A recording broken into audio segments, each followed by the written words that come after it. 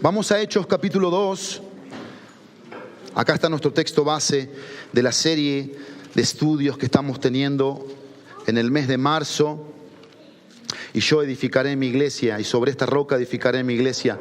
Mateo 16, 18. Ahora sí, gracias. Para repasar el objetivo, no el de Pablo, sino el de Jesucristo, está en Mateo 16, 18, que dice así: y sobre esta roca edificaré mi iglesia, y las puertas del Hades, del infierno, no podrán, no prevalecerán, no tendrán poder contra ella. Ahí ya vemos un orden de parte de Jesús. Pero lo que Jesús está haciendo aquí, nos está dando Jesús un objetivo que como iglesia tenemos que tener. Nosotros lo que estamos haciendo como iglesia es tomar el objetivo de Jesús, las palabras de Jesús, y meternos al corazón de donde se origina la iglesia. ¿Dónde se origina la iglesia? En el libro de los Hechos, después de los Evangelios, antes de las epístolas pastorales, Romanos, Corintios, Gálatas. ¿Está bien? Y nos estamos metiendo al corazón, estamos tratando de bucear, no de nadar por arribita, de bucear en el corazón de este libro tan apasionante que es el libro de los Hechos. Y aquí tenemos 4 cosas que como iglesia vamos a aprender en estos 4 domingos. Primero, el origen de la iglesia. Segundo, el orden de la iglesia, que es lo que vamos a ver hoy. Tercero, los obstáculos de la iglesia. Y cuarto, la oración y la iglesia. Ahora Jesús en este texto de Mateo nos va a dar 3 fundamentos. El primer fundamento dice: y sobre esta roca, es el fundamento de su persona. Y la idea de la persona de Cristo como roca es que aprendamos a descansar en la seguridad de lo que Él es. Segundo, edificaré, dijo Jesús. Y ese es el fundamento de su palabra. Y la idea que al tener la persona de Cristo, tengo la palabra de Cristo. Y con la palabra dependo con sensibilidad cada día de sus palabras. Pero sobre esta roca edificaré. Y Jesús dijo algo. Aquí hay un orden. Dice mi iglesia. Yo lo tengo en mayúscula eso.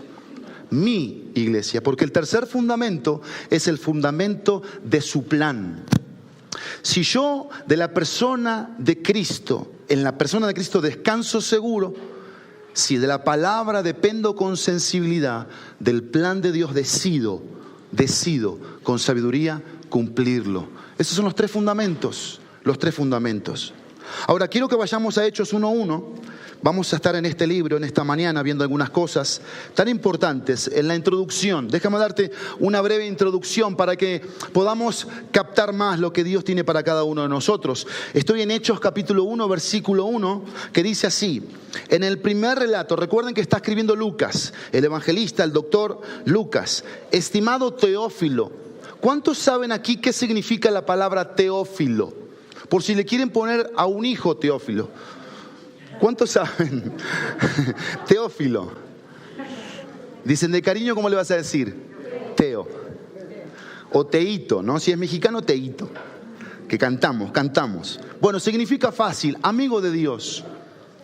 Amigo de Dios. Recordemos que cuando veíamos teología, cuando veíamos dispensaciones, se nos decía que los nombres representaban algo en la vida de la persona. Algo que tenían que hacer, algo en lo que tenían que comprometerse y cumplir. Teófilo significa amigo de Dios, y eso tenía que ser Teófilo. Entonces todos tenemos que ser Teófilos. Todos tenemos que ser amigos de Dios. Tenemos que tenerlo a Dios como nuestro amigo. ¿Y qué dice el texto? En el primer relato, estimado Teófilo, amigo de Dios, escribí, dice Lucas, acerca de todo lo que Jesús comenzó a hacer y a enseñar. Punto. ¿Qué está diciendo Lucas aquí en Hechos 1? Lo que escribió en Lucas, en el Evangelio de Lucas. ¿Dónde está el Evangelio de Lucas? En los Evangelios. ¿Pero en qué orden está? Mateo, Lucas. Es el tercer Evangelio. Lucas escribe este Evangelio. Y es lo que está diciendo en esta primera frase. En el primer relato, en el primer escrito, Evangelio, yo dije esto. ¿Qué dijo? Que Jesús escribí acerca de ¿qué? De todo lo que Jesús comenzó a hacer 2 cosas, a hacer y a enseñar. ¿Quién lo hacía? Jesús. Y esto es muy importante porque lo estamos leyendo ahora ¿en dónde? en Hechos. Sí escrito por el mismo autor, pero con otra connotación. Dice el versículo. Hasta ahí llegó el versículo. Comenzó a hacer y a enseñar. Dos palabras claves. Lucas dice lo que Jesús comenzó a hacer y a enseñar con su cuerpo humano.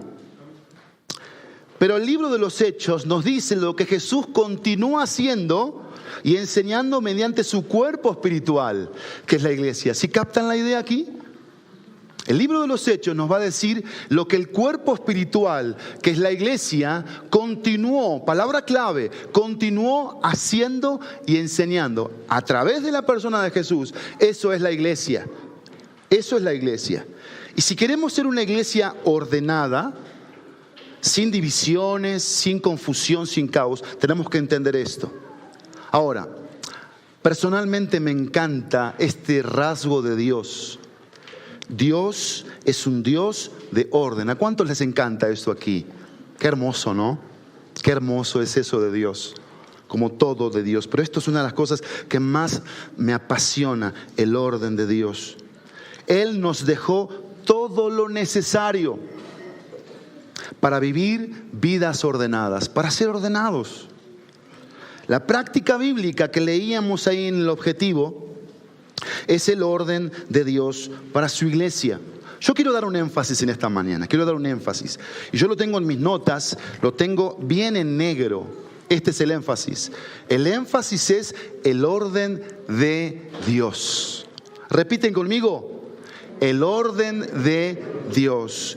Y si aquí hay algo que tú ves como mandamiento de hombres, yo te pido por favor que tú te pongas de pie y me lo hagas saber.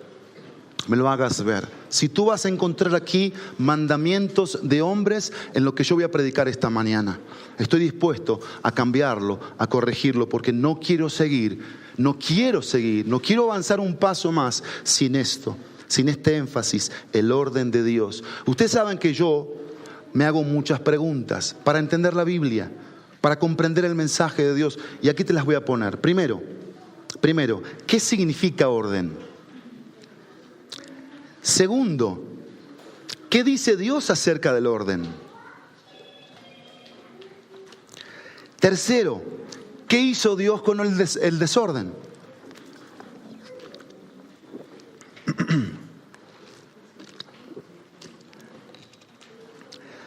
Cuarta pregunta, ¿cómo debemos funcionar en el orden de Dios al ser su iglesia?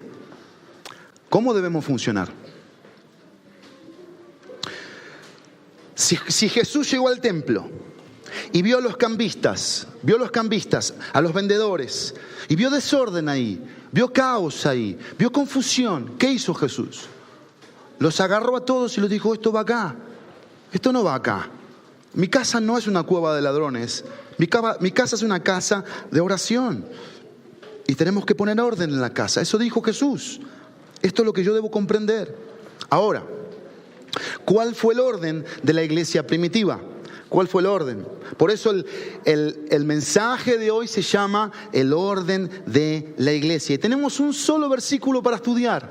Un solo versículo. Hechos 2:42. El domingo pasado terminamos con el 41. Que se añadieron, o Dios añadió, 3.000 almas. Dice la Nueva Biblia de las Américas. Vamos a leer juntos el versículo 42 de Hechos 2. Acuérdense que estoy leyendo en esta versión Nueva Biblia de las Américas y me encantó esto que están poniendo los hermanos encargados de multimedia. Vean qué bonito, con el eslogan del mes de marzo, edificando sobre la roca. Gracias, equipo, muchas gracias por eso. Hechos 2:42 dice: juntos, y se dedicaban continuamente a las enseñanzas de los apóstoles, a la comunión, al partimiento del pan y a la oración. Acá está el orden, que lo vamos a ir respondiendo con los últimos versículos del capítulo 2 de Hechos, desde el versículo 43 en adelante, y otros versículos del libro de los Hechos. Pensemos lo siguiente con este texto que acabo de leer y lo iremos desglosando en esta mañana. El carácter de Dios, quiero que pienses, el carácter de Dios, ¿cómo se define? ¿Cómo se define el carácter de Dios? Yo te voy a dar dos textos bíblicos, pero este define puntualmente el carácter de Dios en nuestro tema. Está en 1 Corintios 14:33. No lo busquen, yo se los voy a leer. Dice así: porque Dios, 1 Corintios 14:33, porque Dios no es Dios de confusión, sino de paz. Dios no es Dios de confusión, de caos, de desorden. Dios no es así, dice el apóstol Pablo. Y se lo dijo a una iglesia desordenada, que estaba con muchos conflictos. Y cuando yo le digo iglesia, yo le estoy hablando a Normita. Ella es la iglesia. Le estoy hablando a Rafa. Bueno, no sé si hay un Rafa. Sí, Rafa, ¿no? ¿Rafa?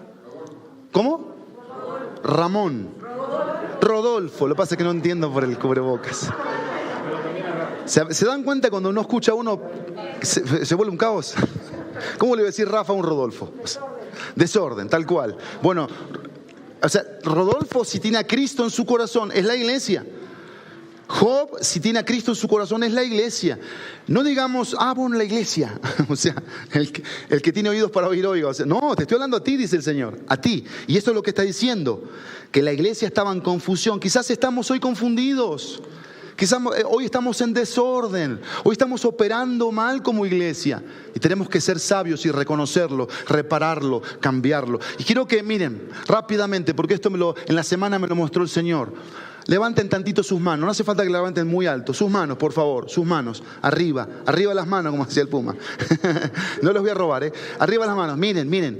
Con estas manos, o edifico o destruyo.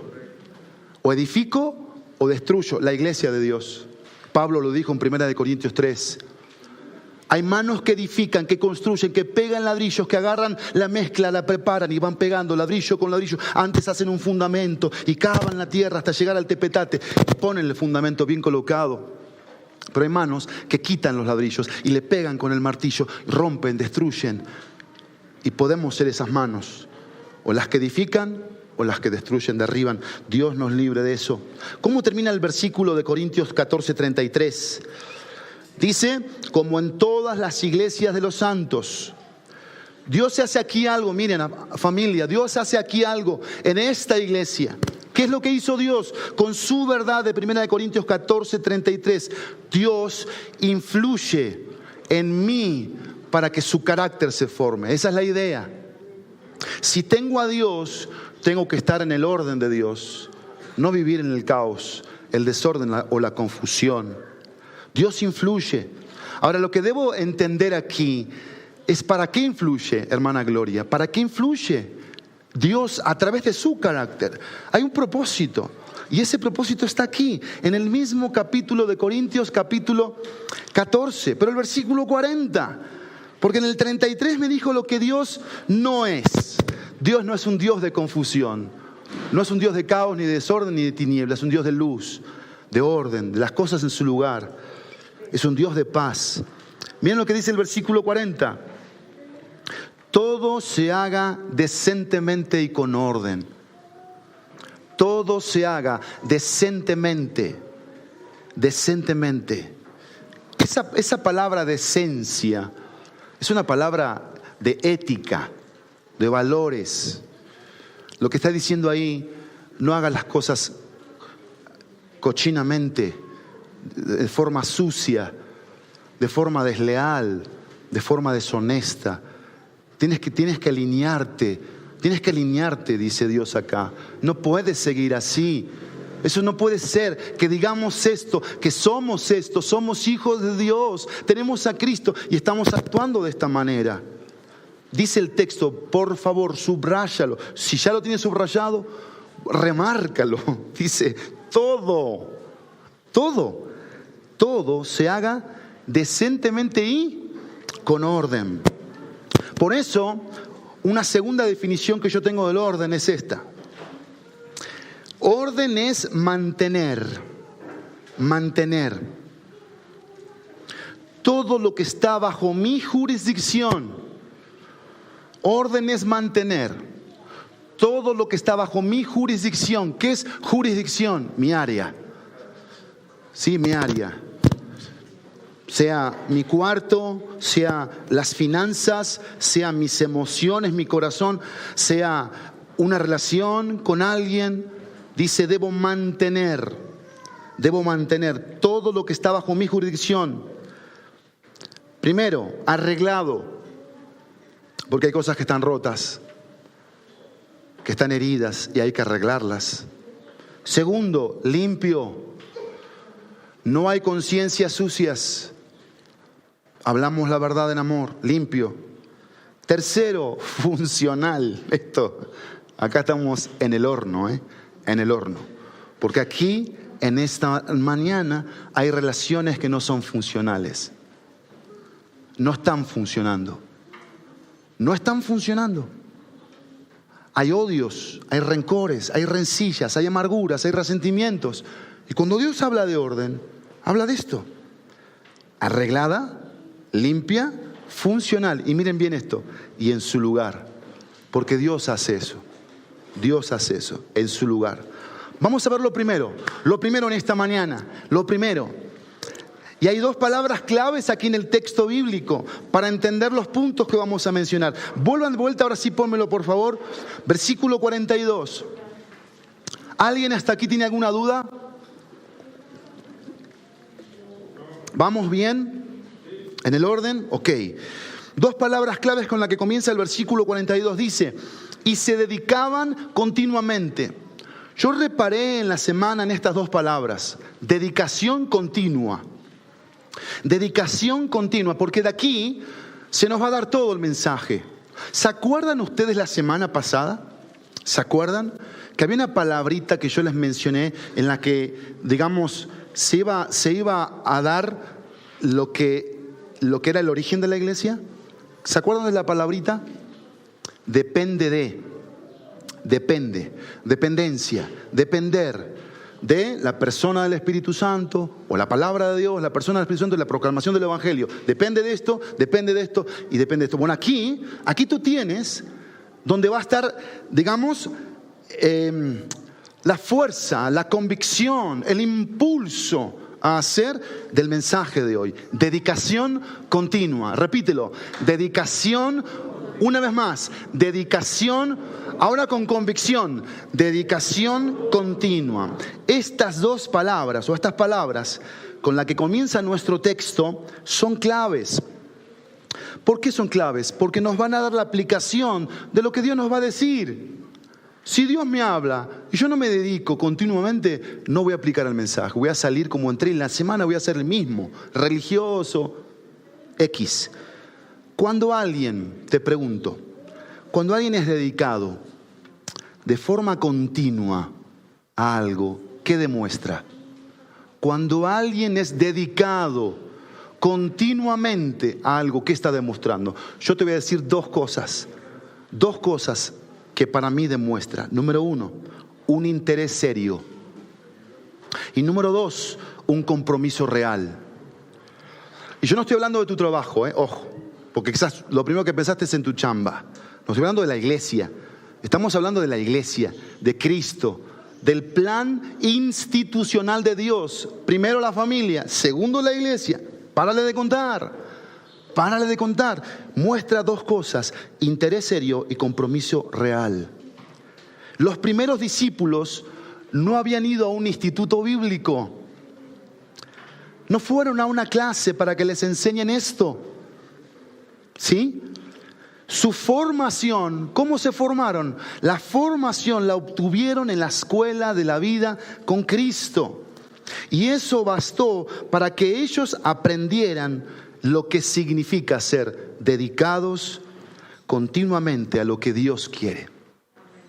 Y mientras yo estudiaba esto, el Señor trajo un pasaje que los discípulos escucharon de Jesús en Juan 4. Yo te lo voy a leer. Juan 4, versículo 34. Ahí estaban los discípulos que le trajeron su torta a Jesús, ¿no? Jesús no había comido. Y le traen su lunch a Jesús. Jesús estaba con la mujer samaritana. Y Jesús les dice, la comida mía no es la torta, no es el lunch. Quiero que entiendan. Aunque yo voy a comer, en algún momento voy a comer. Pero miren lo que dice aquí el versículo 34. Jesús les dijo, mi comida es hacer la voluntad del que me envió. Hacer, Dedicación continua. No me voy a desviar, no me voy a desconcentrar, no me voy a desconectar. Y dice el texto, y llevar a cabo su obra.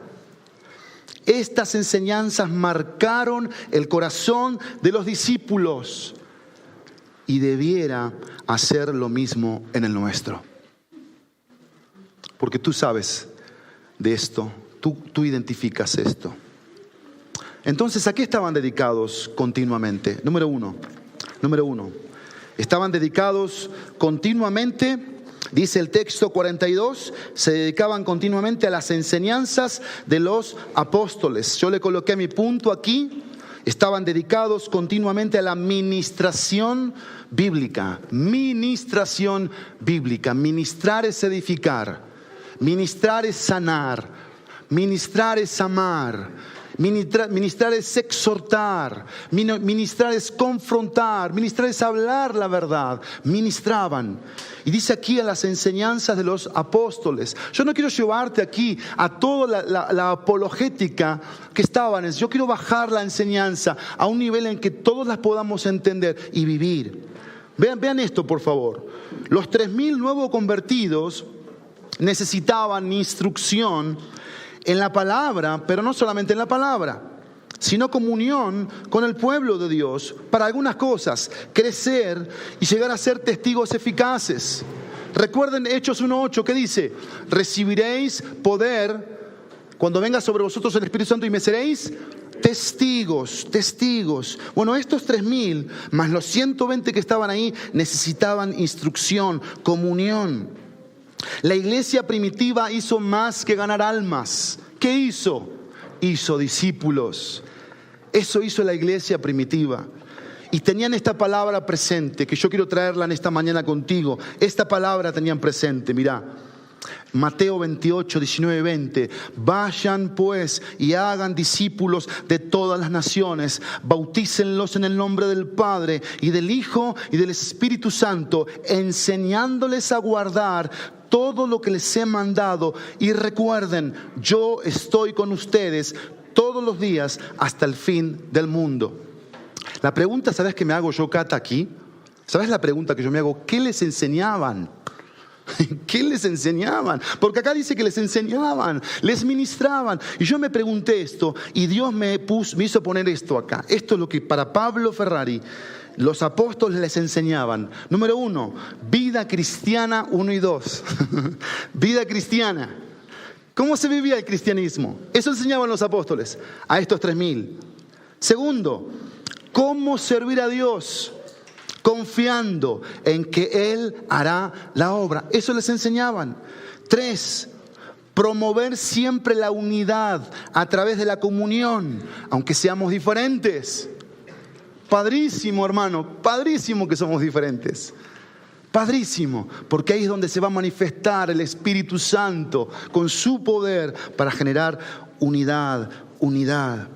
Tener un corazón generoso hacia la obra de Dios, el necesitado, y extenderle la gracia recibida por la gran fidelidad de Dios. Eso les enseñaban. ¿Cómo ser generosos?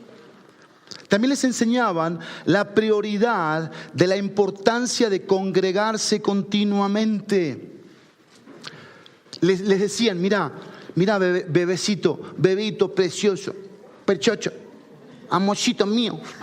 No creo que les hablaban así, pero eran bebés recién nacidos. Le decían, vení para acá, pedazo de... No, así tampoco. Vení. Y le decían, la vida cristiana se come de esta forma. Así se anda, cristianamente hablando. Eso les enseñaban, eso. Y hay algo acá que es tan interesante para llamar nuestra atención, porque los creyentes que se encuentran en el libro de los Hechos no se reunían una vez a la semana para tener cultos como de costumbre. Quiero enseñarte algunas cosas aquí que hacían diariamente. Número 1, se reunían diariamente. 2:46. Día tras día continuaban unánimes en el templo y partiendo el pan en los hogares, comían juntos con alegría y sencillez de corazón. ¿Qué dice el texto? Día tras día continuaban unánimes en el templo. ¿Dedicación continua. ¿A qué? A la administración bíblica que involucra todo esto. Pero lo segundo, no solamente se reunían diariamente, sino que se interesaban diariamente. A ver si estamos aquí ubicados. Se interesaban diariamente. Hechos 6.1. Hechos 6.1. Por aquellos días, al multiplicarse el número de los discípulos, ya no eran 3.120, eran más. ¿Qué dice la palabra de Dios? Surgió una queja de parte de los judíos helenistas en contra de los judíos nativos. ¿Por qué? Porque sus viudas eran desatendidas. ¿En qué cosa? ¿Qué dice el texto? En la distribución diaria de los alimentos. Se distribuía alimento porque había necesidad de comer. Y esto era diario, diario. Lo tercero, aparte de reunirse diariamente, interesarse diariamente, almas eran salvadas diariamente.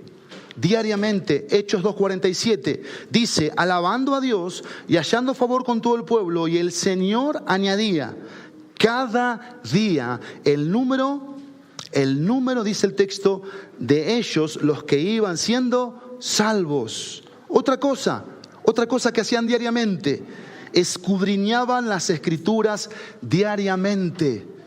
Entonces, se reunían diariamente, se interesaban diariamente, almas eran salvadas diariamente, pero en cuarto lugar, se escudriñaban las Escrituras diariamente. Hechos 17.11, vean qué hermoso texto. Hechos 17.11, hablando de los creyentes de Berea. Estos, los de Berea, eran más nobles que los de Tesalónica. Y si tú te acuerdas de la iglesia de Tesalónica, era una reiglesia que obraba en la fe, sí, trabajaba en amor y esperaban en la esperanza de nuestro Señor. Era una reiglesia. Pero estos, que no hubo una carta puntualmente para los de Berea, dice que eran más nobles. Pues ¿qué? Recibieron la palabra con toda solicitud. Amén, Señor. Que así sea hoy aquí. Que así sea hoy aquí. Amén. Que hoy recibamos todos la palabra con solicitud. Rápido, dispuestos, diligentes. Quiero recibir la palabra que transforme mi vida. ¿Qué dice el texto? Escudriñando diariamente las Escrituras para ver si estas cosas eran así. Escudriñaban cada cuándo, diariamente. Pero también aumentaban en número diariamente. Dice el 16.5 de Hechos. Así que las iglesias, estoy en el 16.5 de Hechos, así que las iglesias eran confirmadas en la fe y diariamente crecían en número. En número. Esto me encantó a mí. Esto me ministró mucho a mí. Porque ese es el orden de Dios para la iglesia. Pero ¿sabes en qué radicaba? Radicaba en algo que yo te quiero concluir en este punto. Mira, presta mucha atención aquí. Su fe cristiana era una realidad día tras día. La fe cristiana era una realidad día tras día. Y escucha esto, iglesia amada mía, y no una rutina de una vez a la semana. Si tú me preguntas en esta mañana, entonces, ¿por qué somos así como iglesia, que aparecemos cada tanto? Porque tú tienes una rutina, no tienes una relación, no tienes una realidad, tienes rutina. Y la rutina nos lleva a la religiosidad. Yo no veo necesario todas estas cosas que eran diariamente. No lo veo como parte del plan de Dios para mi vida. Es más, ni lo conozco. No sabía esto. En esta mañana lo estoy descubriendo. Pero ¿cómo puede ser que conozcas al Dios de Génesis 1.1 y no conozcas al Dios de Hechos? Eso es imposible. Porque lo primero que tiene que hacer un discípulo verdadero de Jesucristo es conocer lo que Dios planeó para él. ¿Por qué, me pregunto yo? ¿Por qué tenían una realidad y no una rutina? Porque el Cristo resucitado era una realidad viva para ellos. Y su poder de resurrección estaba obrando en sus vidas por medio del Espíritu para dejarse usar por Dios para ministrar a su pueblo. Eso es lo primero. Dedicados continuamente a la administración bíblica. 2. Segundo, dedicados continuamente al compañerismo santo. Primero, las enseñanzas de los apóstoles. Segundo, a la comunión. Y yo le pongo aquí compañerismo santo, porque necesitamos de esto. Y aquí quiero reparar muchas cosas. Iglesia, pídele al Señor que te dé fuerzas ahora, que te dé un impulso por su espíritu para que no te distraigas. Esto es muy importante que quiero compartir de parte de la palabra de Dios.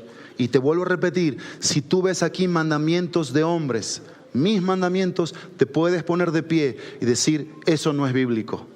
Eso no lo dice Dios, eso lo estás diciendo tú. Y yo voy a estar dispuesto a escucharte, a corregir, a cambiar, porque no podemos seguir igual. ¿Amén, iglesia? Amén. Amén. Compañerismo santo, a la comunión. Miren aquí una definición. Comunión es mucho más que estar juntos. Comunión, presta atención, es mucho más que estar juntos. Esta mañana estamos juntos, pero quizás no estamos en comunión. Y eso tenemos que corregirlo. ¿Qué quiere decir entonces? Quiere decir tener en común. Eso quiere decir comunión. Tener en común diferentes cosas. Fe, amor, evangelio, doctrina, vida cristiana, lo que les enseñaban los discípulos. Pero en este contexto aquí, ¿sabes a qué se refería lo común? Se refería a la parte material. A la parte material, aquí estaba esta idea de los bienes materiales. Y yo quiero ponerte un ejemplo aquí de lo que pasaba y de cómo operaban los discípulos del Señor. Vean por favor conmigo Hechos 11:27 hasta el versículo 30. Vean qué hermoso esto que está aquí. Hechos 11, versículo 30, dice, 27 al 30. Dice, por aquellos días, unos profetas descendieron de Jerusalén a Antioquía, y levantándose uno de ellos, llamado Ágabo, daba a entender por el Espíritu Santo que ciertamente habría una gran hambre en toda la tierra. Y esto ocurrió durante el reinado del emperador Claudio. Versículo 29, para que lo tengamos subrayado. Los discípulos, los seguidores de Cristo, los pequeños Cristos, conforme a lo que cada uno tenía, determinaron enviar una ayuda a los hermanos que habitaban en Judea. Actuaron en amor. Y así lo hicieron, dice el versículo 30, mandándola a los ancianos por mano de Bernabé y Saulo. ¿Qué te dice esto aquí de estos discípulos? A mí me dice esto. Eran generosos y compartían con todos los hermanos. Generosos y compartían. Si volvemos a Hechos 2, versículo 44, hasta el versículo 46. Vean lo que dice aquí. Quiero que subrayes algunas palabras claves, porque acá había un compañerismo santo. Y vamos a meternos más a las entrañas de la palabra de Dios. Vamos más profundamente, ¿vale? 2:44, gracias. Dice, todos los que habían creído estaban ¿cómo? Esto hay que subrayarlo. Estaban juntos. Y después dice, y tenían todas las cosas en común. Subrayo en común. Común unión, unidad. Versículo 45, vendían todas sus propiedades y sus bienes y lo compartían con todos, según la necesidad de cada uno. Día tras día continuaban, dice el texto, nuevamente la palabra continuaban, ¿cómo? Unánimes. ¿En dónde? En el templo, dice el texto, y partiendo el pan ¿en dónde? En los hogares. O sea, hacían visitación. ¿Cómo comían? Juntos. Esto es una gran lección para muchos, porque a veces no comemos juntos. Cada uno come en su celular, en su rollo, pero no estamos juntos, pensando en las notas, etcétera, pero no comemos juntos. Y como iglesia, dice que comían juntos, ¿cómo? Con alegría y sencillez de corazón. Y acá ponle algo, ponle oración. Debo orar por esto, para que esto sea una realidad. Pero vean más textos para seguir entendiendo lo que Dios quiere. Capítulo 4, versículo 32. Capítulo 4, versículo 32 dice, la congregación de los que creyeron, subrayemos, era de un corazón y un alma. Ninguno decía ser suyo lo que poseía, sino que todas las cosas eran ¿de qué? De propiedad común. Versículo 33. Yo subrayé, era de un corazón y un alma. Ninguno decía suyo lo que poseía. Subrayé, todas las cosas eran de propiedad común. Con gran poder los apóstoles daban testimonio de la resurrección y del Señor Jesús. Frase que subrayé, había abundante gracia sobre todos ellos, que quizás es una de las cosas que como iglesia nos hace falta, gracia. Versículo 34, no había pues ningún necesitado entre ellos, porque todos los que poseían tierras o casas las vendían, traían el precio de lo vendido y lo depositaban, dice el versículo 35, a los pies de los apóstoles, y se distribuía a cada uno según su necesidad. Y José, un levita, natural de Chipre, a quien también los discípulos llamaban Bernabé, que traducido significa hijo de consolación, ¿qué hizo? Versículo 37, poseía un campo y lo vendió, trajo el dinero y lo depositó a los pies de los apóstoles. ¿Viste el orden aquí? ¿Viste la dedicación continua aquí? ¿Ves cómo continúa el compañerismo santo aquí? La pregunta o las preguntas que yo me hago aquí son las siguientes. ¿Cómo me siento en esta área del compañerismo santo? ¿Cómo me siento? La segunda pregunta que yo me hice, ¿qué tipo de compañerismo tienes con los hermanos de la iglesia? ¿Qué tipo de compañerismo tengo yo? Tercer pregunta que me hice, ¿cómo demuestras que estás unido a todos tus hermanos en la fe? ¿Cómo lo demuestras que estás unido? Otra pregunta que yo me hice, ¿cómo los ves y cómo los tratas? Es una pregunta que me hice. Por ejemplo, hay familias nuevas aquí. Pónganse de pie. No quiero decir sus nombres porque yo lo voy a decir para ver si los conocen. A ver, la familia de Gabo, lo necesito a todos acá, por favor. Familia de Gabo. Ya dije el nombre de él. Aquí tenemos familia. Pónganse de pie, por favor. Sí, papito, tú. Sí, familia. Pónganse de pie, por favor. ¿A quién más tengo nuevo que quizás no identifican? Ponte de pie. Ven de vuelta, ven Tucú, porque muchos no te conocen. Ven Tucú, ven. ¿Cuántas veces dije ven? 1, 2, 3. Dale que corre el tiempo. Ok, familias nuevas. A ver, ¿cómo se llama él? Lo dije hace un ratito, te salvaste. Se llama Gabo.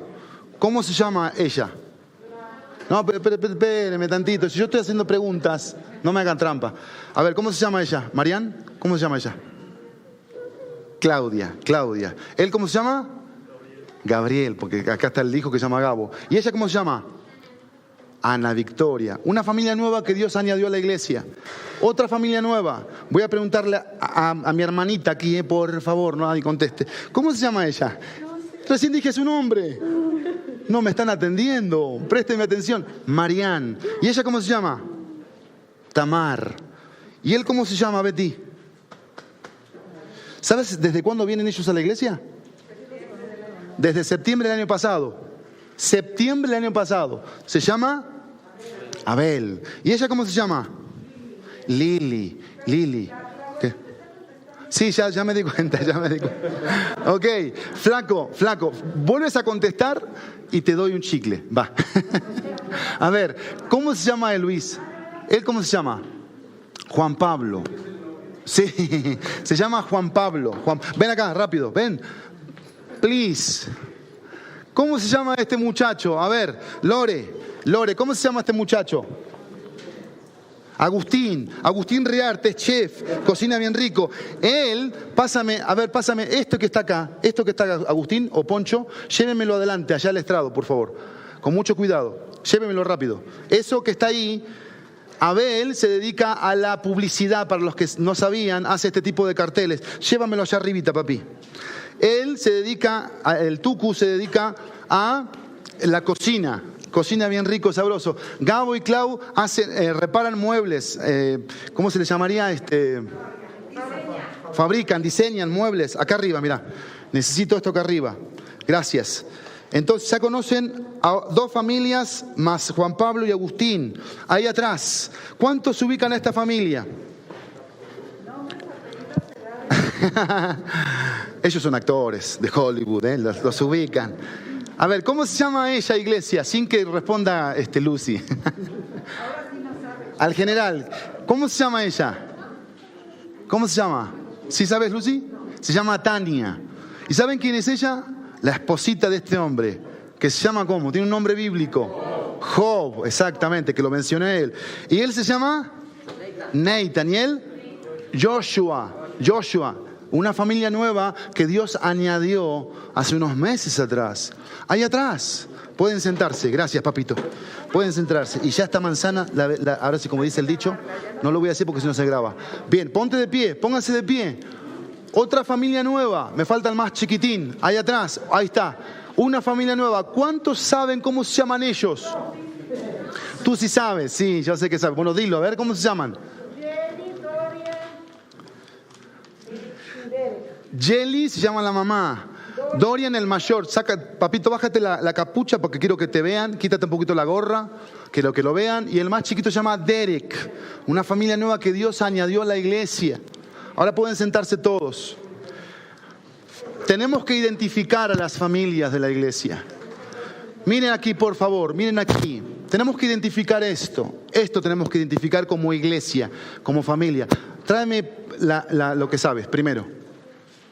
Quiero usar 2 ejemplos aquí, 3 ejemplos.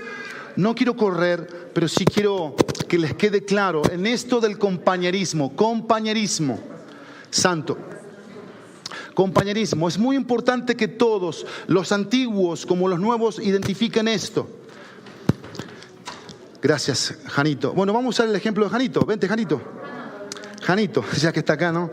Es por el mismo precio, ¿no? Súbete, mi amor, súbete. Hasta el último escalón, hasta el último.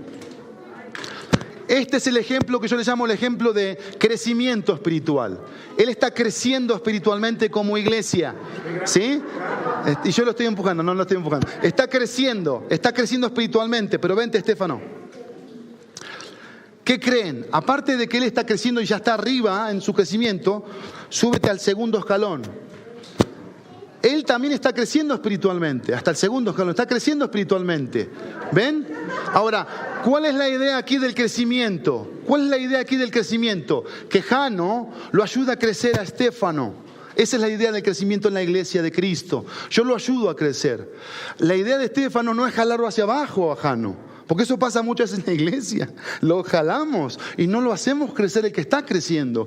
Quizás generamos piedras de tropiezo porque entre los dos puede haber diferencia. Y las hay, claro que sí, de edades, de gustos, etc. Pero ¿qué hay que hacer con las diferencias? ¿Qué vimos aquí? ¿Qué hay que hacer con las diferencias? Tenemos que promover la unidad, porque comunión es más que estar juntos. Entonces, esto es un ejemplo importante. Y acá quiero dejarte algo claro. ¿Cuál es el ejemplo claro? Crecimiento. Si tú no creces, decreces. Dejemos de creer la mentira de Satanás que nos quedamos estancados. O avanzo hacia la meta o voy hacia atrás como el cangrejo. Entonces es importante que ellos dos lo identifiquen como iglesia, que crezcan espiritualmente. A la medida de la estatura del varón perfecto que es Cristo. Pero el segundo ejemplo, gracias. Gracias, Estefano. Y voy a seguir usando aquí mi ayudante. O puedes, Estefano, ayudarlo aquí a Jano, ayúdalo. Que se quede aquí la escalera y me van a traer otra cosa.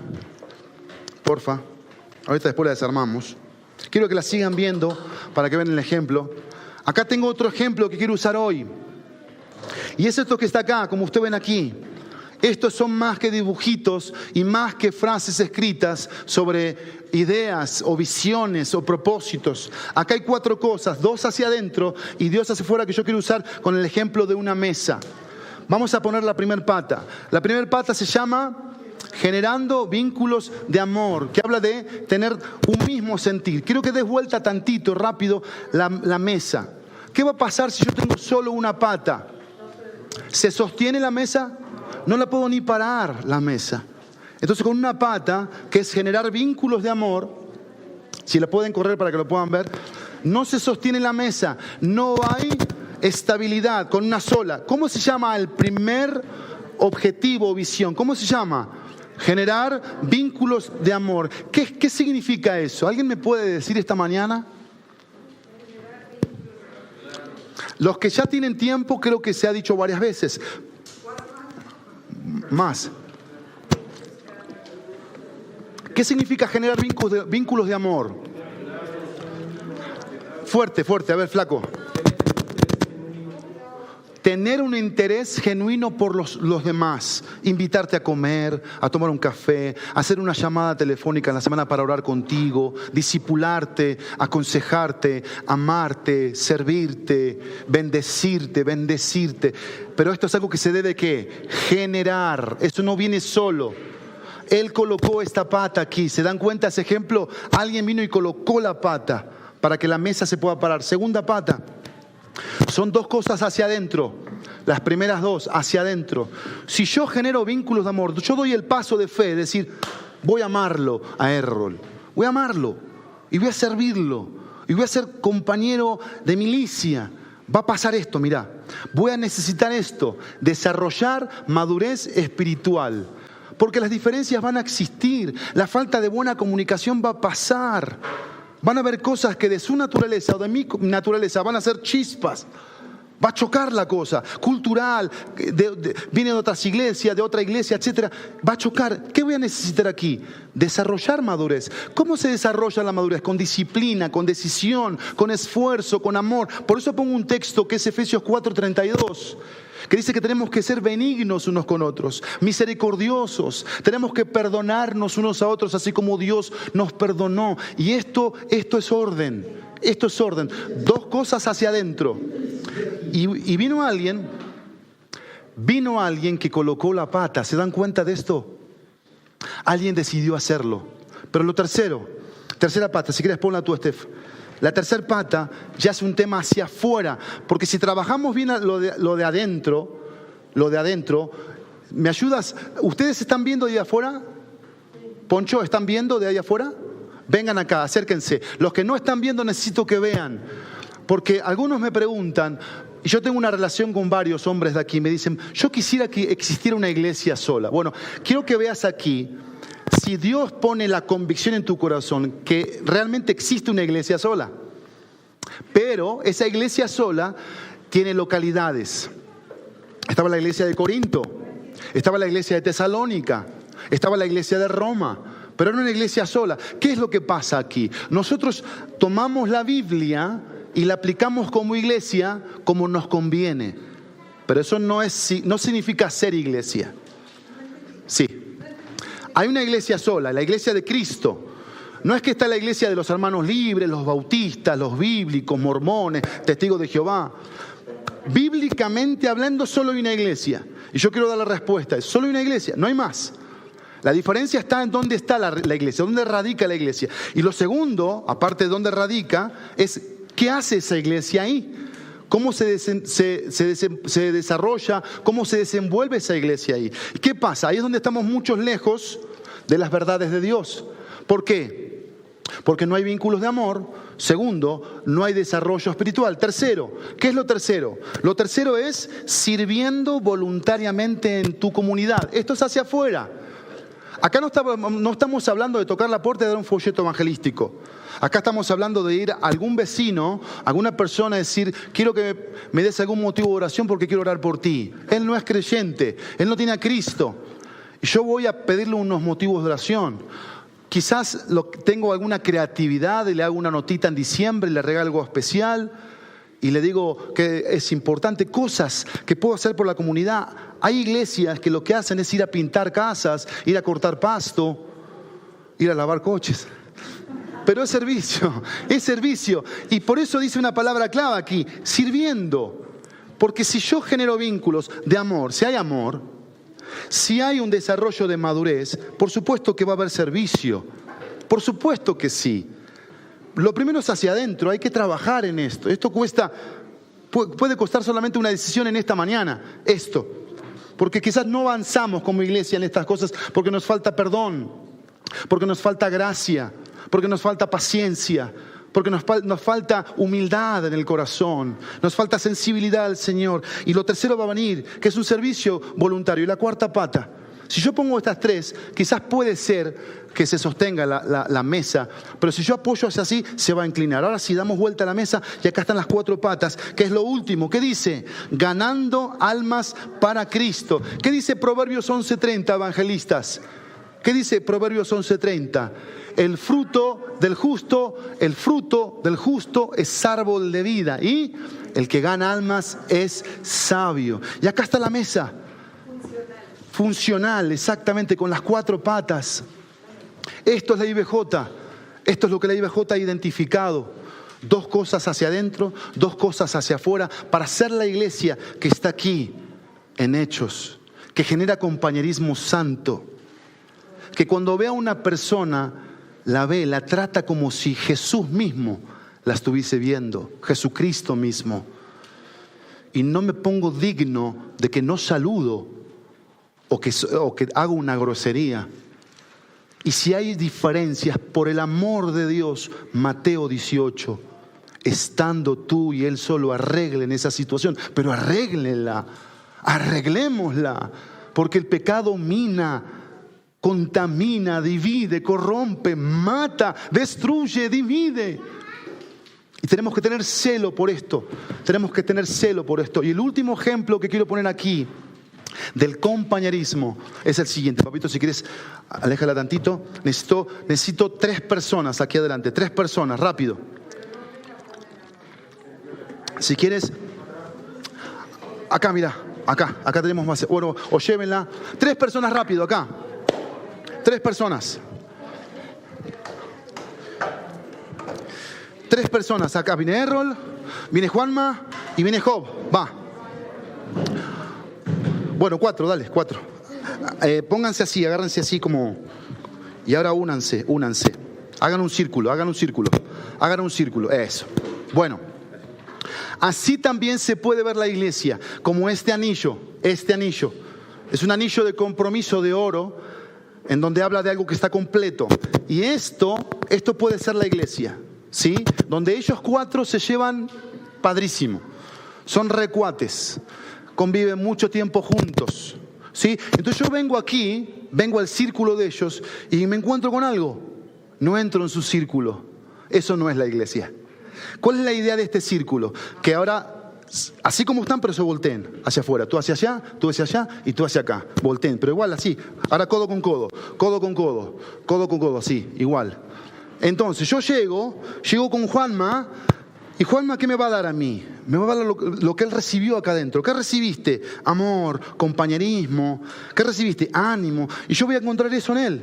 Y voy a ir a Job y voy a encontrar lo mismo. Algo diferente de Juanma. Esto es la iglesia. Es un círculo que se va ampliando, no se va cerrando. Eso no es la iglesia. ¿Te quedó claro? Porque ¿qué pasa si crecemos como iglesia? ¿Qué pasa? ¿Qué pasa si Dios decide que seamos una iglesia grande? Los bohemios vamos a decir, voy a buscar una iglesia chiquitita, porque soy bohemio, me gustan, me conoce. ¿No es cierto? No, si Dios quiere que crezcamos, tenemos que estar abiertos a la voluntad de Dios. ¿Pero qué va a pasar si crecemos? Ya me voy a olvidar cómo te llamas, ya me voy a olvidar de qué trabajas, ya me voy a olvidar motivos que me diste en un momento de oración, necesidades que puedas tener.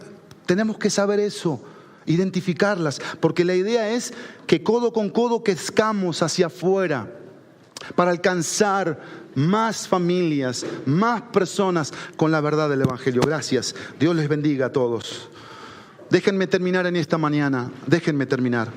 Y me dicen todos, amén, pastor, les dejo terminar. Sí, pastor, termine, por favor, pastor. Yo voy a terminar, no te preocupes. No sé cuántos ya habían visto esto afuera. Pero bueno, véanlo. Y esto nos tiene que llamar la atención, amén. Entonces, dedicados continuamente, número 1, a la ministración bíblica, enseñanza de los apóstoles.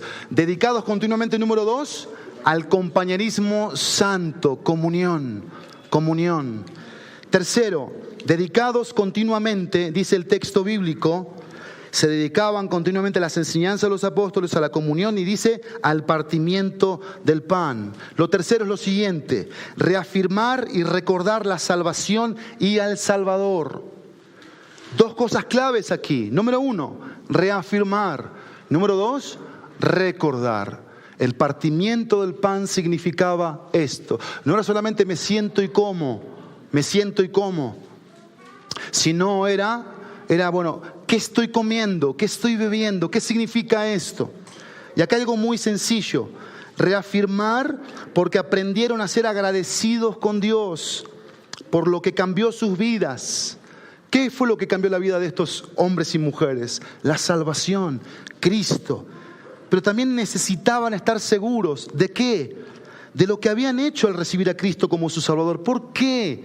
Porque como vimos cuando estudiamos eventos futuros y esté el tiempo de la tribulación y la gran tribulación, ¿qué va a pasar con los que se conviertan en la tribulación? Si dicen yo soy de Cristo, van a dar su vida por Cristo. Y ellos también. Recuerden lo que vivieron estos primeros creyentes. Eran antorchas humanas. Antorchas humanas. Los peores castigos que te puedas imaginar ejercían los gobiernos de ese tiempo por decir, tú crees en un loco, tú crees en una persona que es falsa y te estás entregando a la muerte. Necesitaban estar seguros de esto, de su salvación. Y no sé tú, pero yo, si hay algo que a mí me dio proyección en la vida, fue mi seguridad de la salvación. De que soy de Cristo. Soy de Cristo, soy un seguidor de Cristo. Esté con quien esté donde esté. Y quiero morir siendo un seguidor de Cristo. Ora por mí, por eso. Y yo quiero orar por ti y te lo quiero comunicar en esta mañana. Porque ellos lo entendieron y por eso partían el pan. Por eso partían el pan. Pero también recordar, qué bueno que es recordar el momento en que Cristo vino a nuestra vida. Recordar. Haciendo la celebración de la cena del Señor. ¿Cada cuánto celebraban la cena del Señor? Todos los días. ¿Cada cuánto la celebra la IBJ? Una vez al mes. Y tenemos que reparar aquí. Ayúdenme en esto. Ayúdenme. Que seamos una iglesia que celebre bien la cena del Señor. Hagamos esto juntos. Vengamos preparados. Tengamos algo listo en nuestro corazón para celebrar la cena del Señor. Es un acto doble este partimiento del pan. Un acto doble. ¿Por qué? Está basado en la persona de Cristo y lo que había hecho en la cruz y a la vez en cada uno de los que habían nacido de nuevo. Eso era el partimiento del pan. Pero cuarto y último lugar, para terminar, dedicados continuamente a la ministración bíblica, enseñanza de los apóstoles, al compañerismo santo, comunión. Tercero, a reafirmar y recordar la salvación y al Salvador, partimiento del pan. Cuarto y último, dedicados continuamente a la oración privada y pública. Privada y pública. La oración. Estos creyentes, quiero decirte algo, estaban convencidos de que Dios los escuchaba, pero también les respondía. Porque dejamos de orar muchas veces privadamente y públicamente como iglesia porque no creemos ya eso. Y hablamos con Dios cuando nos sentimos mal, pero no para todo.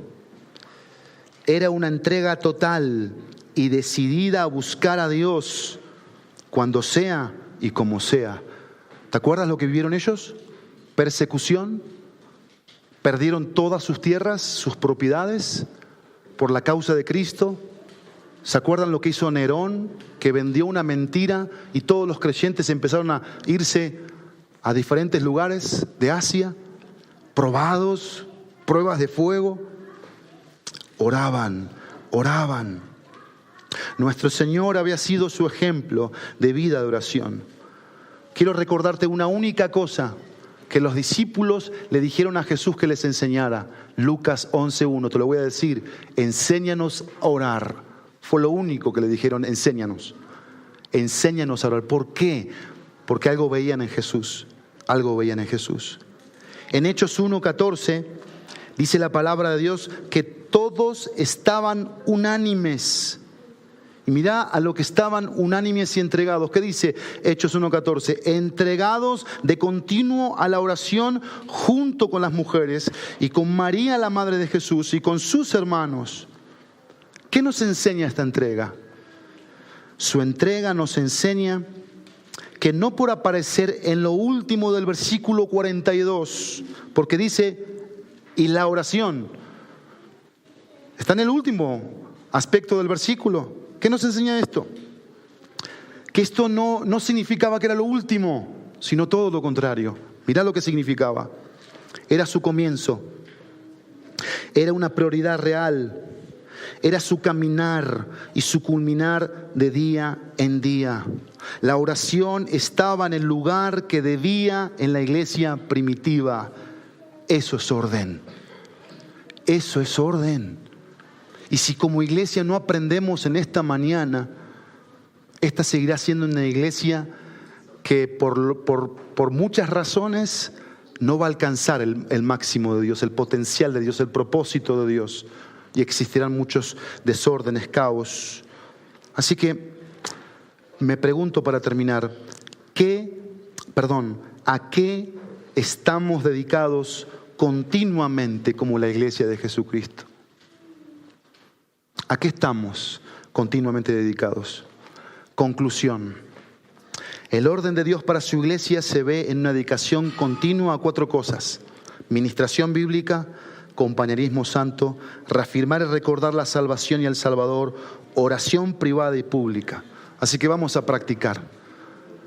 Practiquemos. Número 1, prepárate espiritualmente y no dejes de crecer. Amén. Preparémonos. Vayamos a las Escrituras, estudiémoslas, escudriñémoslas, discipulémonos, busquemos institutos bíblicos en línea. No dejemos de ir a la palabra, no dejemos. Número 1, prepárate espiritualmente y no dejes de crecer. 2, interésate por el pueblo de Dios y demuéstralo. Acuérdense del círculo de aquí. Tenemos que abrir el círculo y tenemos que buscar en el Señor amor por otros que quizás no sabemos ni cómo se llaman. Interesémonos por el pueblo de Dios y demostrémoslo. 3, agradece la salvación que Cristo te dio. Agradece, vuélvete como ese leproso agradecido. Pero ¿qué más? Compártela con alguien. Acuérdense que tenemos folletos que se nos han regalado, no nos han costado ni un centavo. Ahí estaban, no sé dónde están ahora. Tenemos que repartir un folleto, pero con un propósito, hablarle a alguien de Cristo. Pero antes tenemos que ser agradecidos. Y en último lugar, la última decisión o práctica es cultiva una vida dedicada a la oración. Cultiva una vida de dedicación continua a la oración. Amén. Bueno, como ustedes vieron en esta mañana, prediqué con cierta carga en mi corazón. ¿Se dieron cuenta? Varios que me conocen saben cuando estoy cargado, saben cuando estoy enojado, saben cuando estoy frustrado. Hoy prediqué un poco cargado, porque me siento responsable, por supuesto, de todo esto que les acabo de decir. Esto va a quedar quizás por primera vez grabado, se han predicado varias veces acerca de la iglesia, pero este tiene que ser un mensaje que nos haga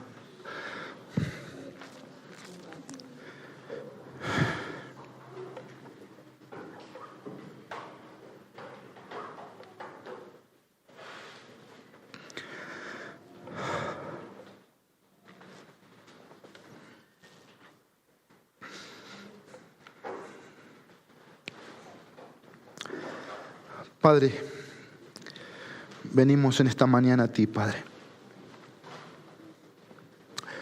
Tú conoces el estado de tu iglesia y sabes con qué cosas estamos atentando en contra de ti, de tu palabra, de tu amor. Y Padre, queremos pedirte perdón si no estamos siendo la iglesia que tenemos que ser. Perdónanos, Señor.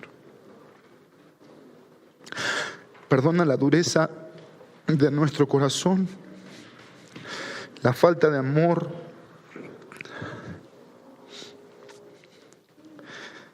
y quizás de compromiso, de entendimiento en algunos casos.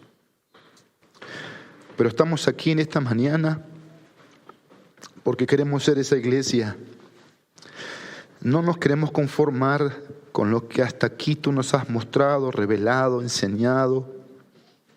Eres tan bueno, has sido tan bueno estos 10 años. Pero somos muy inteligentes de ti, por ti, y sabemos que el enemigo quiere hurtar, matar y destruir, lo sabemos. Quiere dividir hogares, quiere separar matrimonios, quiere apartar a los jóvenes al mundo, mostrándole cosas que el mundo ofrece. Quiere fracturar el liderazgo, quiere generar cizañas. Y quiero dejar a un lado al enemigo, quiero hablar de mi carne que está ahí presente todos los días. También está para destruir lo que tú edificas, Dios, con tu amor, con tu gracia. Genera en esta mañana una carga espiritual en todos los que han estado aquí sentados, sentadas, de aquel lado de la pantalla, Señor, también. Y que esto pueda generar convicción, arrepentimiento, amor. Trae una extrema dotación de tu amor, Dios, para que amemos, no de palabra, no de hecho. Y como dice tu palabra en 1 Corintios 13, ahora permanecen la fe, la esperanza y el amor. Y de vuelta aparece amor como último, pero Pablo ahí sí dijo, y el mayor de ellos es el amor, aunque aparezca último. Que podamos orar mucho esta semana, orar mucho y preguntarte, Dios, cómo estamos, qué necesitamos, qué tenemos que hacer para crecer, para colocar esas 4 patas y mantenerlas firmes, edificando la familia sobre la roca que es Cristo, para generar esa apertura hacia los demás y interesarnos, Dios, interesarnos. Gracias, Dios, por la riqueza de este tiempo de gracia, de misericordia. Gracias por estas manos aquí conmigo. Gracias por todos los siervos y siervas que has levantado y que sigues levantando y que seguirás levantando. Orando por la próxima generación, clamando por la próxima generación. Una generación santa, justa, una generación temerosa de ti, que no genere esas actitudes en sus escuelas de grupismos. No, Señor, de hacer grupos. No, Señor, que no seamos de ellos, que amemos. Trae sabiduría a los papis de adolescentes, de niños. Tráeles amor, paciencia, bondad. Y Dios, gracias por lo que nos estás dando en estos días, tus banquetes espirituales. En el precioso y poderoso nombre de Jesús. Amén y amén.